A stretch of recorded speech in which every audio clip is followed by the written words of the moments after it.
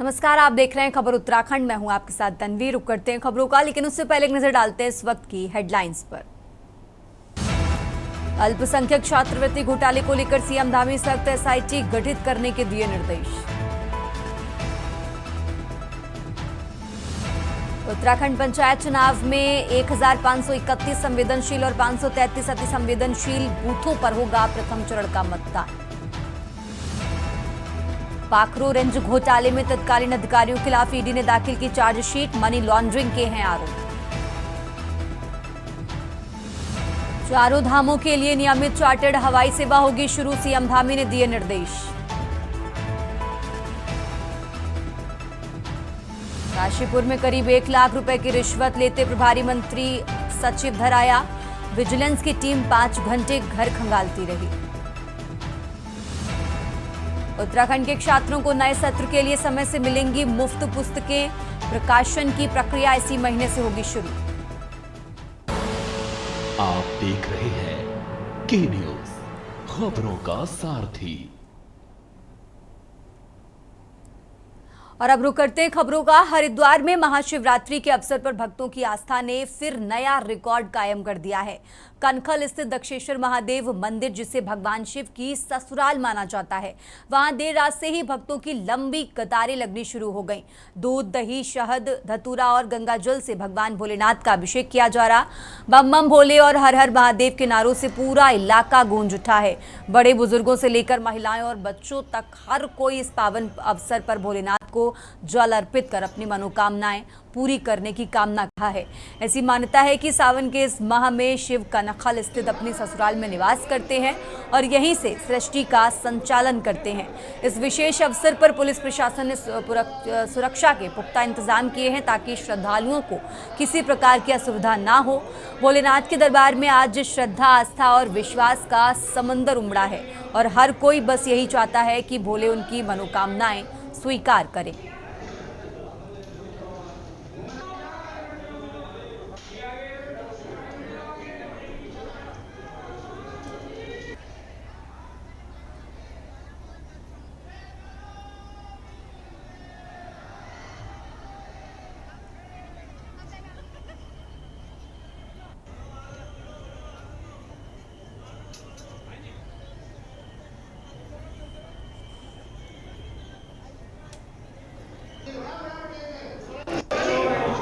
ये महादेव जी के ससुराल है। सावन की पहली शिवरात्रि है, तो इस पर बहुत अच्छा लगा हमें यहाँ आकर। और हम सुबह से आए हुए हैं।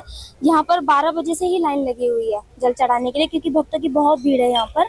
और हम भी यहाँ पर आ गए थे 4:30 बजे, 4:45 बजे करीब, और हमें बहुत अच्छा लगा। और अभी हमने सब जगह जल चढ़ा भी दिया है, प्रसाद भी ग्रहण कर लिया है, तो हमें बहुत अच्छा लगा सावन की पहली शिवरात्रि पर दक्ष मंदिर पर आकर। हम यहाँ पर 4:30 बजे से आए हुए हैं और दक्ष प्रजापति बहुत मान्यता है इस मंदिर की। भगवान शिव शंकर की ससुराल है ये, और तभी से यहाँ पर बहुत क्राउड है और लाइन में लगकर अपनी बारी की इंतजार कर रहे थे। और फिर हमने लगभग आधे घंटे बाद हम मंदिर में हमने प्रवेश किया और भगवान शिव शंकर को जल अर्पित किया।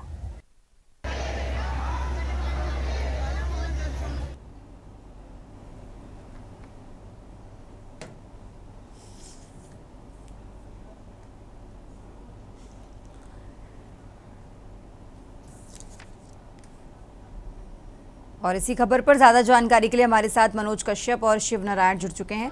सबसे पहले रुक करते हैं मनोज का। मनोज, जिस तरीके से आज सावन मास की शिवरात्रि पर शिव भक्ति का अनोखा उत्साह देखने को मिल रहा है, आज सभी शिवालयों में भक्तों की भारी भीड़ नजर आ रही है। फिलहाल क्या कुछ अपडेट है, क्या जानकारी निकलकर सामने आ रही है मनोज?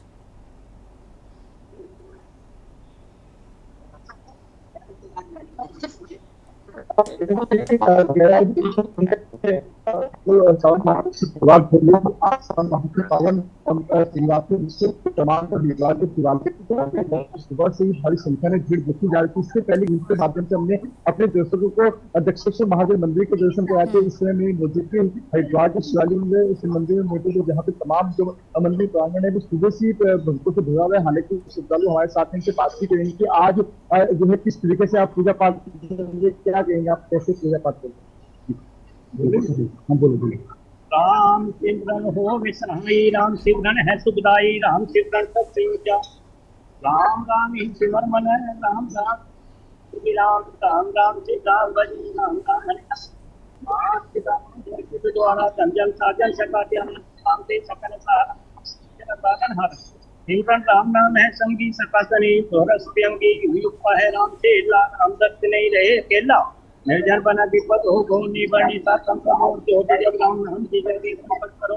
आज की रात्रि भी है, जैसे तरीके से पूजा पाठ किया आपने, किस तरीके से आज के दिन जो है भगवान भोलेनाथ के जलाभिषेक करने की, इसको लेके क्या कहना है?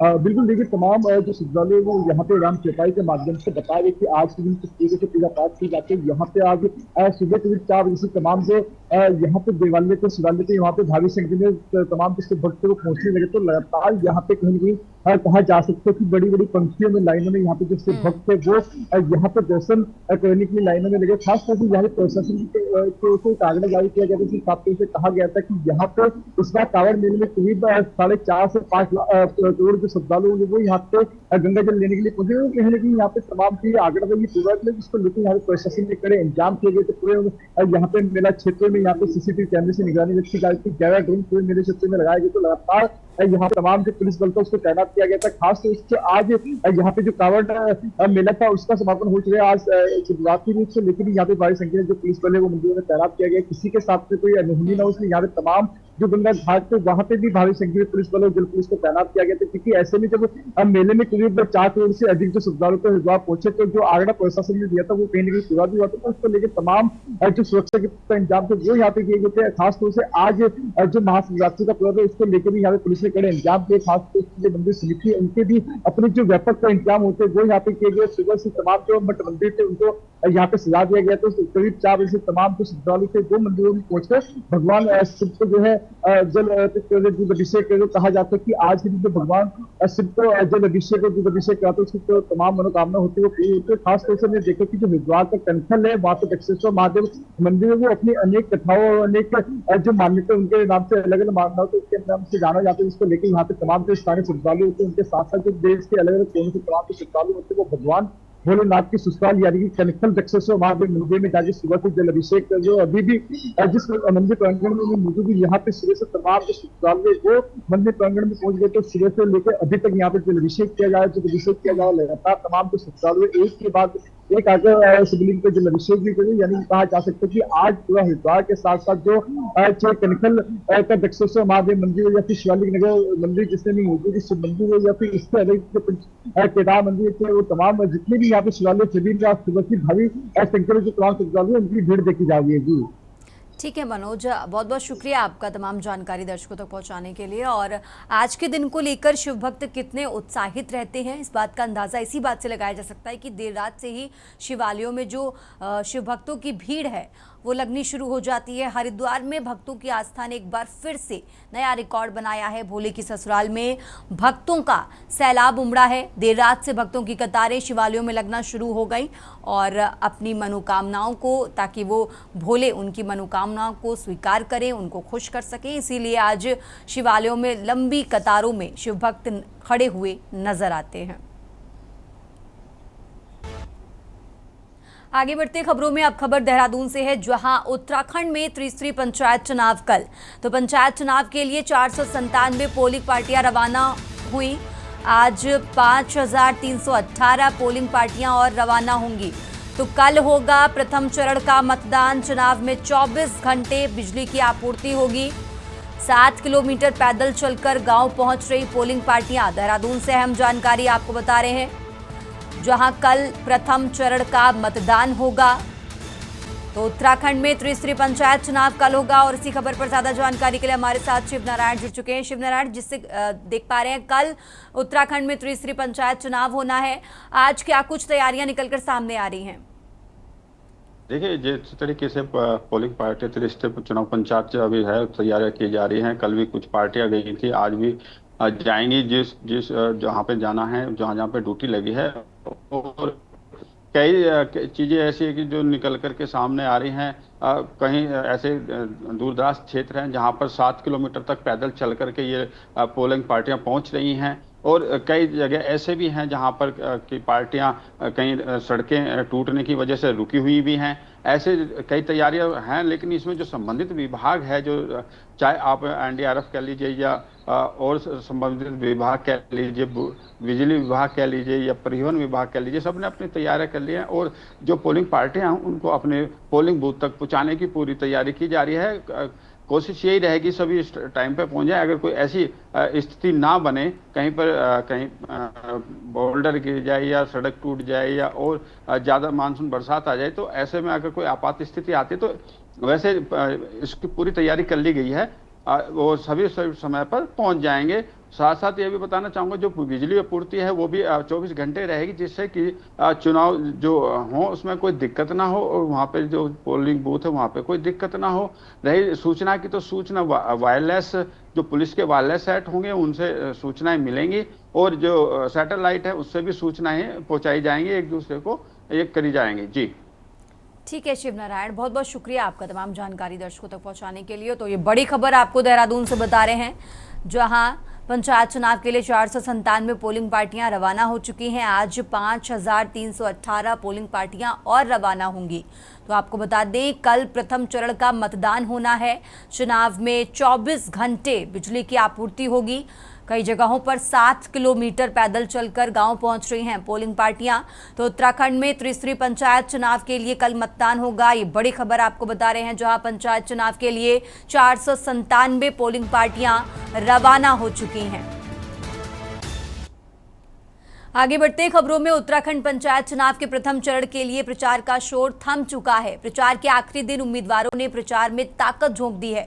वहीं प्रथम चरण को शांतिपूर्ण और निष्पक्ष और सुव्यवस्थित ढंग से संपन्न कराने को लेकर पुलिस महानिदेशक दीपम सेठ ने वीडियो कॉन्फ्रेंसिंग के जरिए प्रदेश के दोनों मंडल और सभी जिला प्रभारियों के साथ समीक्षा की है। बैठक में कानून व्यवस्था एवं निर्वाचन के पुलिस नोडल अधिकारी पुलिस महानिरीक्षक ने पंचायत चुनाव के प्रथम चरण की पुलिस तैयारियों और फोर्स की तैनाती से डीजीपी को अवगत कराया है। इस दौरान पुलिस महानिदेशक ने फोर्स की तैनाती, बजट आवंटन जैसे तमाम मुद्दों को लेकर निर्देश जारी किए हैं। पुलिस महानिदेशक ने साफ किया कि आदर्श आचार संहिता का पालन करना सुनिश्चित किया जाए, साथ ही मौसम अपडेट पर सतर्क निगरानी रखी जाए। ये तय किया जाए कि सभी पोलिंग पार्टियां समय से मतदान केंद्रों पर पहुंचे। इसके अलावा एसडीआरएफ को भी राज्य आपदा प्रबंधन प्राधिकरण से समन्वय कर संभावित आपदाओं से पूर्व चेतावनी देते हुए निर्देशित जारी किया गया है।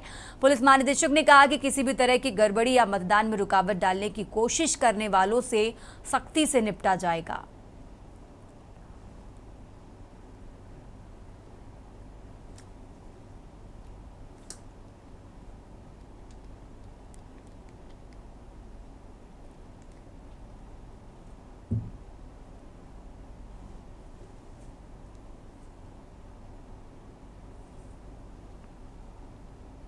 आगे बढ़ते हैं खबरों में, त्रिस्तरीय पंचायत सामान्य निर्वाचन 2025 को शांतिपूर्ण, निष्पक्ष और पारदर्शी रूप से संपन्न कराने के लिए प्रशासन पूरी तरह से मुस्तैद है।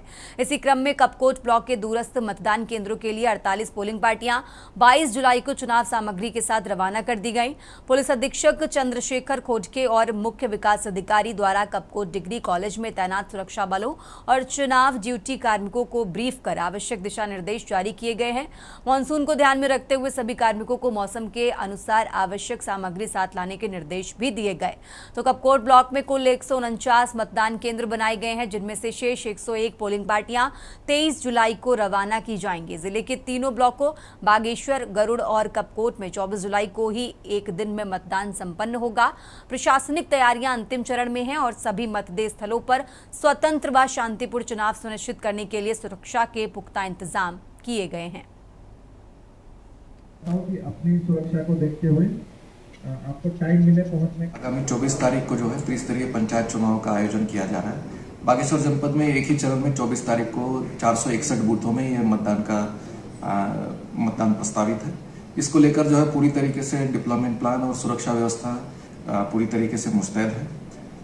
हमने आज कपकोट ब्लॉक में ऑलरेडी ब्रीफिंग कर ली है पूरे फोर्स की, जो कपकोट का ब्लॉक में डिप्लॉयड रहेगा। इसके अलावा बागेश्वर और बैजनाथ में जो ब्लॉक्स में फोर्स डिप्लॉयड होगा इनकी यहाँ की जा रही है। सेक्टर मजिस्ट्रेट तथा सेक्टर पुलिस अधिकारी, जोनल मजिस्ट्रेट और जोनल पुलिस अधिकारी, इनके भी कंबाइंड ट्रेनिंग पुलिस और प्रशासन द्वारा की जा चुकी है। और सभी लोगों को प्रॉपर निर्देश दिए जा चुके हैं। उत्तराखंडी खबरों में फिलहाल यहाँ रुकते हैं एक छोटे से ब्रेक के लिए। आप देख रहे हैं के न्यूज, खबरों का सारथी। ब्रेक से वापस आ चुके हैं, रुक करते हैं खबरों का। काशीपुर की मंडी में रिश्वत का खेल उजागर होने के बाद अब कार्रवाई का अगला चरण शुरू हो चुका है। मंडी सचिव पूरन सिंह सैनी को विजिलेंस टीम द्वारा रंगे हाथ रिश्वत लेते पकड़े जाने के एक दिन बाद उन्हें अब न्यायिक हिरासत में जेल भेज दिया गया है। पूरन सिंह सैनी को फल मंडी में लाइसेंस जारी करने के एवज में करीब 1 लाख की रिश्वत लेते हुए विजिलेंस टीम ने गिरफ्तार किया था। शिकायतकर्ता शफायत और शकील अहमद की शिकायत पर ये कार्रवाई की गई है। पूरी टीम हल्द्वानी से आई थी और मंडी सचिव को उनके कार्यालय में ही रंगे हाथ लिया। गिरफ्तारी के बाद मंडी परिसर में हड़कंप मच गया था। सचिव को कोर्ट में पेश किया गया, जहां से उन्हें न्यायिक हिरासत में जेल भेज दिया गया है। हालांकि अभी तक विजिलेंस की ओर से कोई आधिकारिक प्रेस बयान सामने नहीं आया है, लेकिन पूछताछ के दौरान कुछ और नामों के सामने आने की संभावना जताई जा रही है। तो मंडी में इस गिरफ्तारी को लेकर व्यापारी वर्ग में भी चर्चा तेज है और आने वाले दिनों में मंडी प्रशासन से जुड़े और लोगों पर भी कार्रवाई होने की आशंका जताई जा रही है।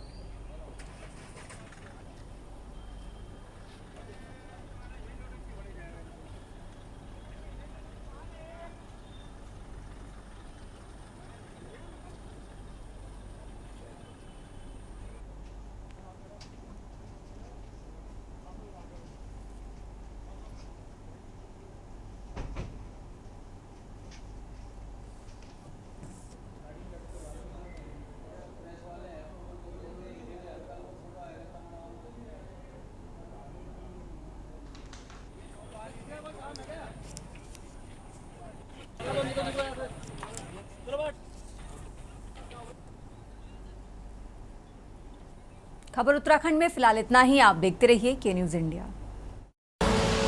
आप देख रहे हैं के न्यूज, खबरों का सारथी।